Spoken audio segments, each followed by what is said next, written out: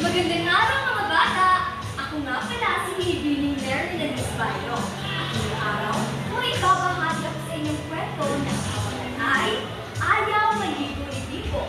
Kaya ngayon, aking luminasan ang kwento ni Bimbo. Isang araw, si Bimbo ay gumising ng kanyang ina para mag-almusal.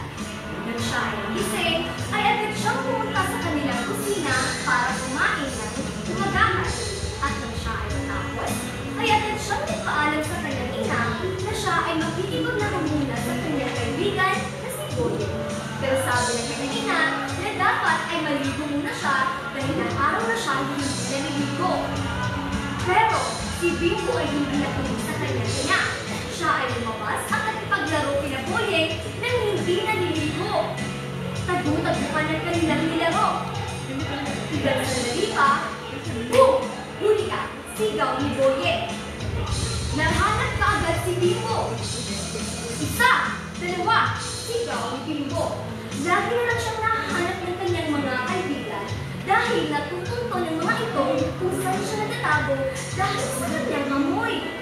Pero ilang araw na nakalipas, wala nang nakipaglaro kay Bimbo. Sabi ng kanyang ina, ayaw siguro makipaglaro nila sa mga mababang bata. Pero ang sabi lang ni Bimbo ay, ayoko kong maligo. Kahit kung ayaw nilang makipaglaro sa akin, ay okay lang. Kaya mag-isa na lang naglalaro si Bimbo. Di bali nang wala siyang kalaro, basta hindi siya maliligo dahil takot siya sa tubig. Kinagabihan nang siya ay matapos kumain. Agad siyang dumiretso sa kanyang higaan na hindi naglilinis ng kanyang katawan at hindi nagbihis. Kaya nang siya ay makatulog, bigla na lang naramdaman na may pumapak sa kanya. At nang mahawakan niya ito, bigla na lang siya magpasigaw ng ipis! May ipis pala sa kanyang kama. Kaya nataranta si Bimbo at takot na takot. Bakit? Anong nangyari? Sigaw ng kanyang ina. Kaya ikinuwento ni Bimbo ang nangyari. Marumi ka kasi. Hindi ka nililigo. Gusto ng mga ipis na mababaho at marumi. Kaya simula rin kinabukasan, agad si Bimbo tumungo sa kanilang banyo at naligo.